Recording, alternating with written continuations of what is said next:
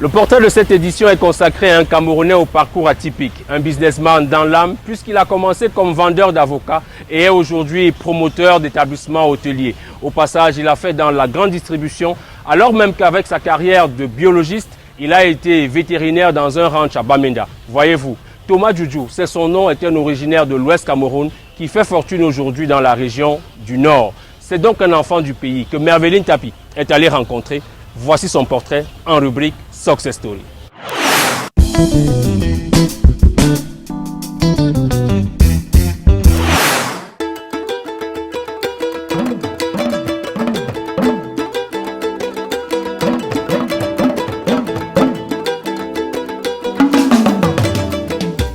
C'est un enfant du pays au sens propre du terme. De l'ouest au nord, en passant par le nord-ouest et le centre, Thomas Djoudjou, homme d'affaires réputé, est aujourd'hui à la tête de l'un des plus grands complexes hôteliers du Septentrion, le Newton Palace, une extension de sa chaîne hôtelière basée à Limbé dans le sud-ouest. Un vétérinaire qui, par la force du destin, est parti de la grande distribution pour s'imposer dans le domaine hôtelier. Il est pour moi un papa. Peut-être depuis que vous avez constaté, quand il m'appelle, je réponds papa, pas monsieur. Il est pour moi un papa. Parce que depuis qu'on s'est rencontrés, je faisais troisième. Ayant déjà refusé beaucoup de prétendants. Lui, il avait des fonctionnaires, des gens déjà véhiculés. Il est venu étant chômeur. Moi, je ne visais pas le matériel. Pour moi, je cherchais une personne avec qui je peux prendre la même direction. Et Dieu faisant, il est vraiment le prototype. Il est un modèle. Parce que toujours, comme il dit, on se concède. On se concède. Et ça fait partie de notre réussite. Il est mon grand frère, je le respecte beaucoup. Il est une très bonne personne. Un homme d'affaires, un vrai homme d'affaires. On a une bonne relation, on n'a pas de problème. Quand on s'est entendu que je gère l'hôtel, il est parti à Douala. Il a plein de confiance en moi et ça me fait plaisir et ça m'a surpris à la même temps. Mais j'essaie de garder sa confiance.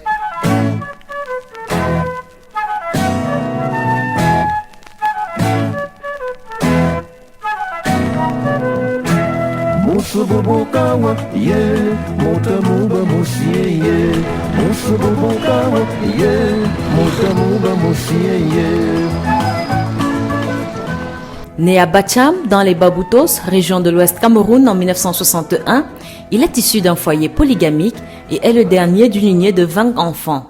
Papa était un agriculteur, un notable du village Bacham. Il s'appelait Tanda Tetapin. C'est un nom d'honneur que la chefferie lui avait offert, Tetapin. Maman également, cultivatrice, commerçante, vendait de l'huile. Étant le dernier né, j'étais choyé et tout le monde voulait me voir grandir.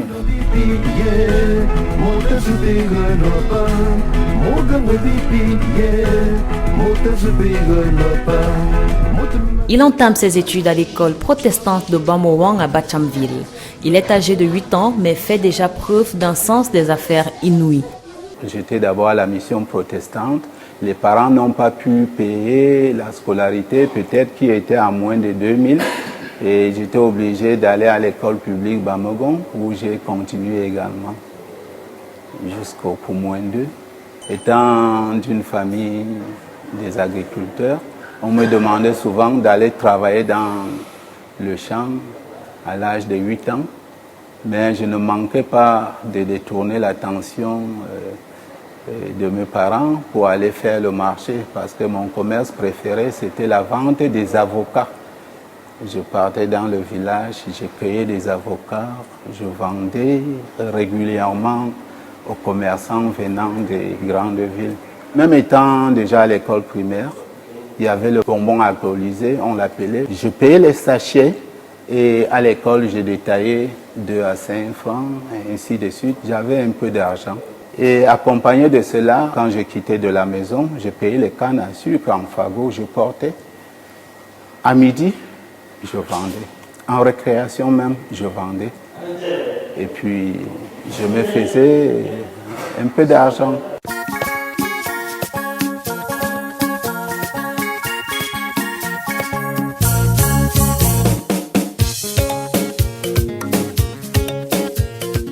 Il est si jeune et l'on se demande d'où lui vient cette passion pour le business.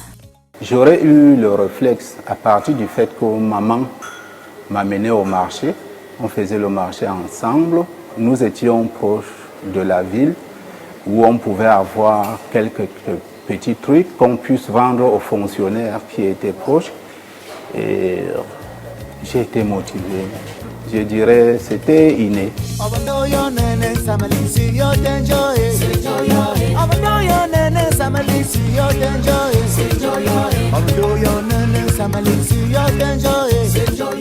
Quelques années plus tard, il obtient son certificat d'études primaires et poursuit ses études secondaires au CEG de Bacham, transformé en lycée de nos jours. Un souvenir, je regarde encore un de nos professeurs qui est Monsieur Maillot Emmanuel. Il venait aux mains, il poursuivait les élèves délinquants dans la cour pour les remettre à l'ordre. Et vraiment, c'était passionnant.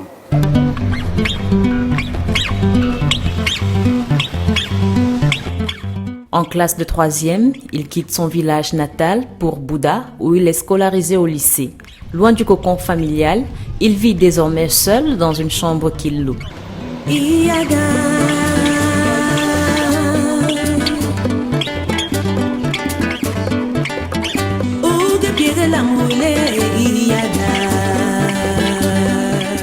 Pendant 2 années, il navigue entre études et commerce jusqu'à l'obtention de son baccalauréat. J'avais plutôt fait le commerce à la sauvette, à Douala. J'étais surpris que je fasse 1 mois, je pense, 1 mois 10 jours. Et j'avais 110 000 francs de bénéfices. C'était trop d'argent pour moi. Et ça m'a beaucoup marqué. Il y avait des vêtements des enfants, il y avait des couvertures, il y avait un peu de tout. Il y avait une cargaison que je mettais sur la tête. Au dos, il y avait. Et puis sous la main, il fallait marcher, il fallait parcourir les quartiers de Garoua pour crier un peu partout. De Douala, je voudrais dire.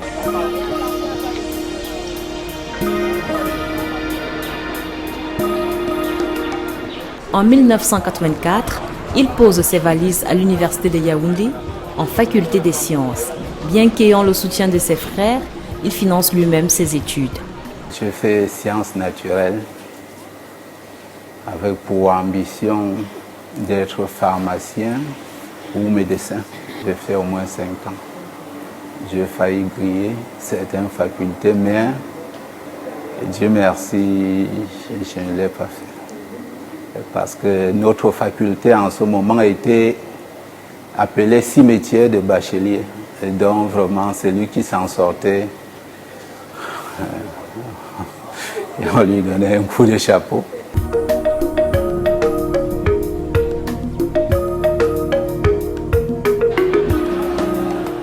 La vie estudiantine est coriace. Il abandonne les affaires pour se consacrer exclusivement à ses études supérieures. Malgré les difficultés, il obtient sa licence en biologie animale. Nous avions terminé avec une grève des étudiants. C'était à la période où on créait le Parlement des étudiants. Et au même moment, c'était le moment où on lançait le multipartisme. Et ce n'était pas facile pour nous, avec les multiples grèves, de rester, puisque nous avions vécu ce que nous voyons sûrement à la télé, en Afrique du Sud, et tout ça. On était obligés de traverser le buisson pour éviter la rencontre avec les militaires et autres, pour se retrouver à Iligizwa, faire des jours avant de revenir. Et cela s'est répété peut-être 2 fois. Ce moment, on a échappé, mais plusieurs de nos camarades étaient arrêtés.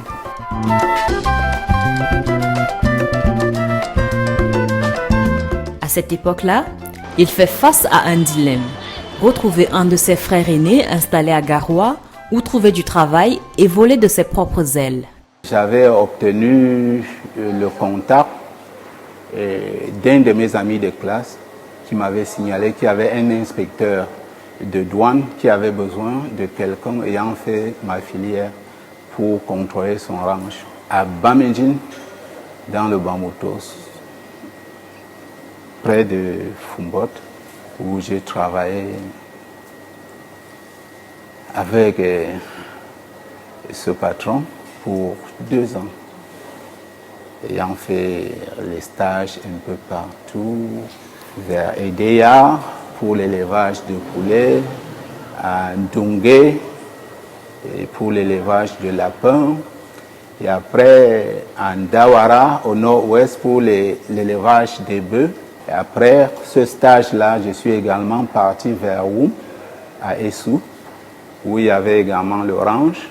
Et après, je suis parti à Essou, toujours dans le ranch de Baba Dampolo. Et ça m'a beaucoup formé.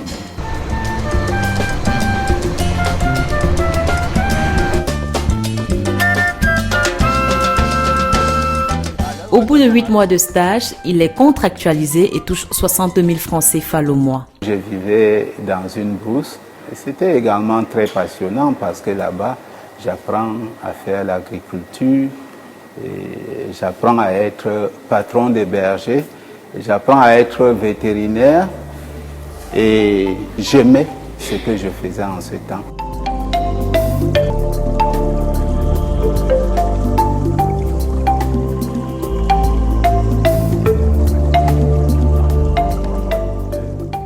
Quelques années plus tard, il fonde sa famille et son salaire passe de 60 à 80 000 francs CFA. Mais du jour au lendemain, il perd son emploi. Quelqu'un d'autre était envoyé en formation pour venir me remplacer. J'étais un peu surpris par la décision du patron, mais néanmoins, j'étais rentré, je ne savais pas tellement où aller.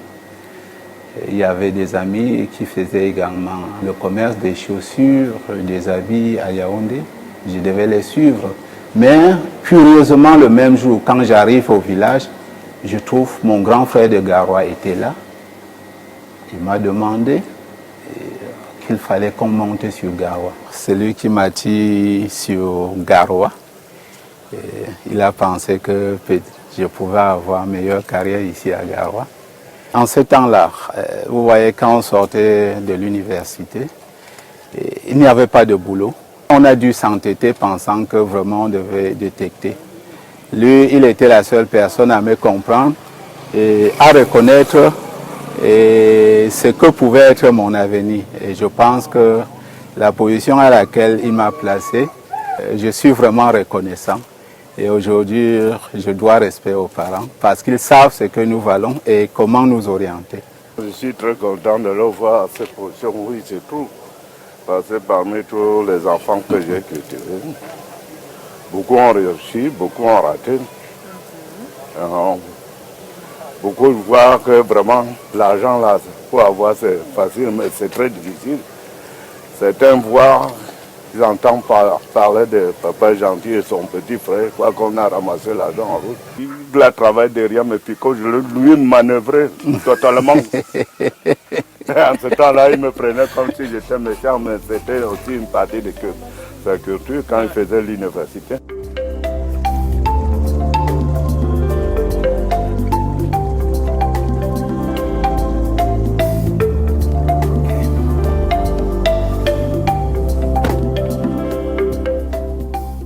Après avoir quitté le ranch et abandonné son travail de vétérinaire, il entreprend de suivre son frère au nord.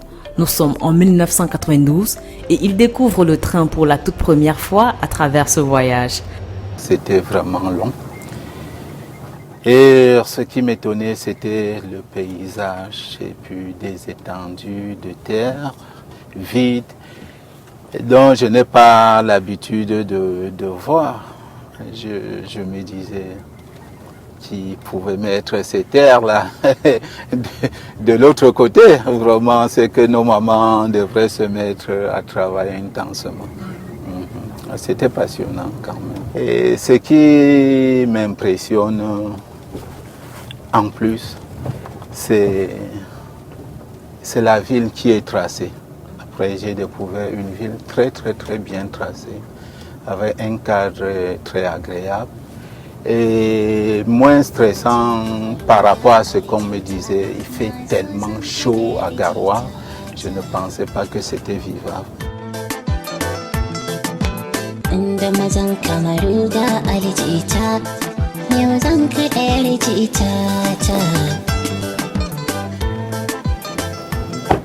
Au-delà des préjugés et des difficultés de la langue, Thomas se sent à la maison. Il se crée des points de repère comme cette église évangélique où il se recueille à chaque fois qu'il en a l'occasion.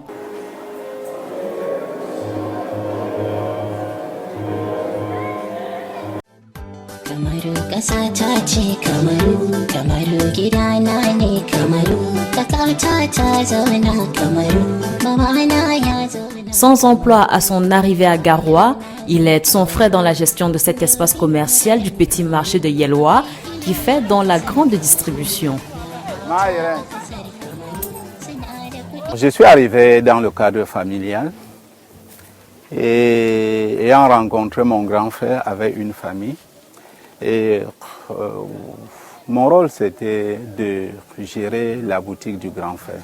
La boutique était sur 4 mètres sur 4. Et après quelques temps de gestion, on a dû avoir la possibilité d'agrandir la boutique. Et à la suite des 2 ans passés avec le grand frère, il m'a concédé d'ouvrir ma propre boutique au petit marché Yelwa. Et c'est là où j'ai commencé mes propres activités.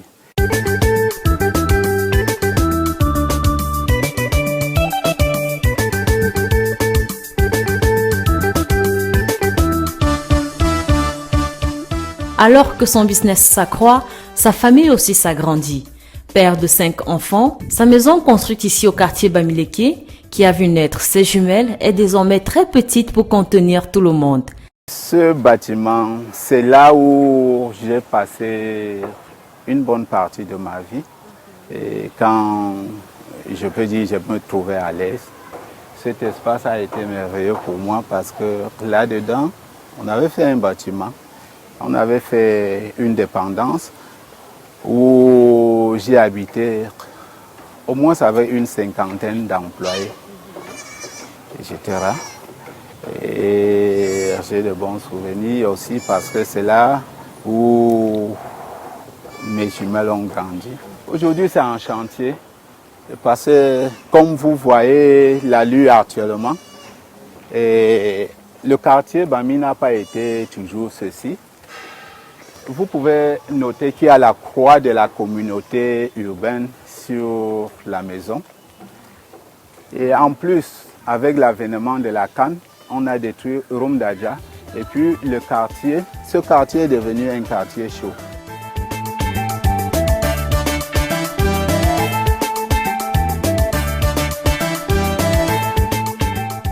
Parti pour effectuer de simples travaux de reconstruction en vue d'offrir un logement aux membres de sa famille venus à leur tour s'installer à Garoua, il change ses plans, encouragé par celle qui partage sa vie depuis toujours. L'idée principale, comme je vivais avec beaucoup de gens, c'était d'élargir leur logement à côté, de créer beaucoup plus de chambres. Madame a dit, on peut avoir beaucoup de chambres, mais j'ai envie de faire le restaurant. Il faut que tu me fasses un restaurant là-bas. J'ai dit, je n'avais pas les moyens de faire des trucs à niveau. Elle m'a convaincu qu'il était possible qu'on fasse un truc à niveau. La fondation a commencé et alors elle a dit, pourquoi ne pas faire un hôtel et pour préparer notre retraite. C'est là où est née cette idée et puis cet hôtel est monté comme vous le voyez actuellement. Et ce qui m'a aussi poussé, nous avions quelques amis, la famille, certains fournisseurs qui venaient ici. Il y avait problème de logement. J'ai dit, il fallait accélérer l'idée de cette création. Je voulais avoir une image aussi Et c'est pourquoi j'ai fait des choses. Je n'ai pas fait comme un hôtel, un auberge, mais j'ai voulu bien faire. Et je savais que parfois, ça pouvait donner aussi des opportunités d'affaires. On a des ambitions. On prévoit toujours faire quelque chose, entreprendre toujours quelque chose. Parce que notre optique, c'était de mettre sur pied quelque chose pour employer les jeunes. J'ai logé 40 jeunes à la maison que je nourrissais moi-même. Donc les employés quoi. Donc je l'encourage toujours à faire quelque chose de plus, surtout pour les jeunes.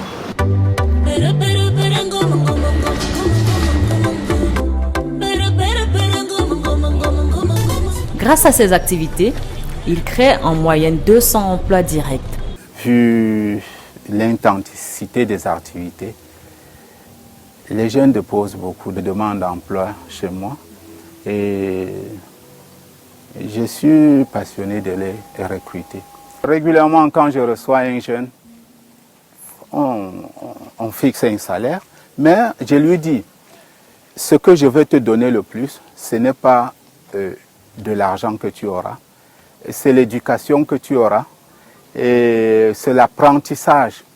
Parce que je prends de l'âge et vous êtes appelés à me remplacer. Vous êtes appelés à créer vos activités en dehors de ce que je fais.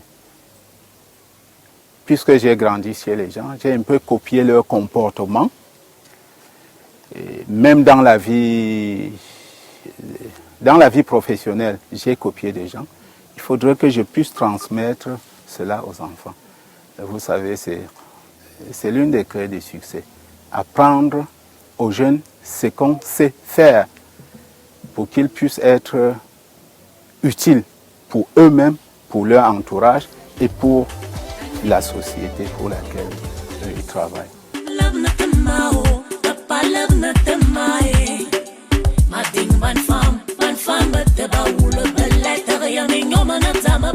Une initiative soutenue par la communauté urbaine qui a effectué quelques travaux d'aménagement en vue de faciliter l'accès à cet hôtel.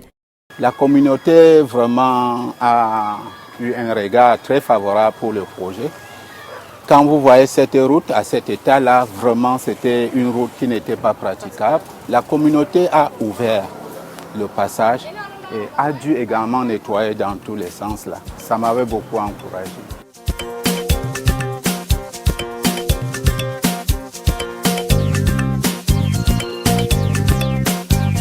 Partir de Bouddha pour faire fortune à Garoua, un rêve impossible pour certains, mais Thomas Djoudjou l'a rendu possible.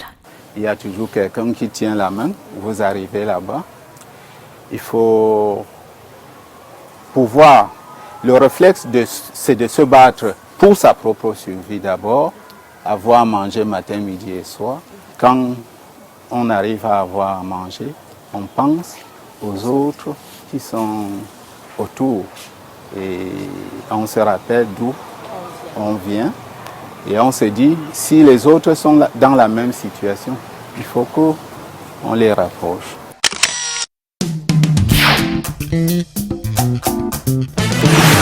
C'est depuis ce magnifique jardin de la ville de Garoua que nous retrouvons notre invité du jour. Il est le promoteur de Newton Palace, l'un des plus grands hôtels de la ville de Garoua en ce moment. Alors, dites-moi, Monsieur Djoudjou Thomas, quelle est votre définition du bonheur, de la réussite surtout? La réussite, c'est faire d'abord ce qui te permet de survivre. C'est faire ce que tu aimes et c'est de se sentir utile pour soi-même et pour l'entourage, voire pour toute la communauté. Et c'est bien que vous parliez de la communauté. Vous êtes parti de votre Bouddha natal pour vous retrouver ici à Garoua. Est-ce que vous vous sentez tout simplement camerounais ou alors c'est un Gadamayo qui est venu s'installer ici? J'appelle Garoua mon village à l'heure actuelle. Les autochtones m'ont accueilli ici et je pense que vraiment je suis accepté à Garoua. C'est mon village. Quelles sont les valeurs qui de manière générale encadrent votre vie? L'honnêteté, vouloir vraiment la réussite de l'autre. quand on est dans une société. Et surtout avoir la crainte de Dieu parce qu'on a vu que vous avez une relation assez particulière. Effectivement, c'est la base de tout, avoir la crainte de Dieu. Et qu'est-ce que vous dites généralement à ces jeunes que vous encadrez? On sait que vous travaillez beaucoup avec les jeunes, vous l'avez dit tantôt. Quelle est votre contribution au développement de la jeunesse de Garoua? Ce que je leur dis, c'est d'aimer ce qu'ils font. C'est de servir avec honnêteté et alors ils pourront réussir. Je leur dis également, lorsque vous êtes en train de faire quelque chose, un travail, ce que vous entreprenez de vous-même, soyez patient, ayez confiance et vraiment tout viendra de façon naturelle. Et c'est sur ce mot qu'on va se dire au revoir également. Et j'ai envie, avant de finir cet entretien, de vous demander comment on dit au revoir en Fulfulde. Je ne sais pas si c'est la langue parlée ici. Oui, au revoir, c'est Django. C'est Django. Alors, merci beaucoup et à très bientôt.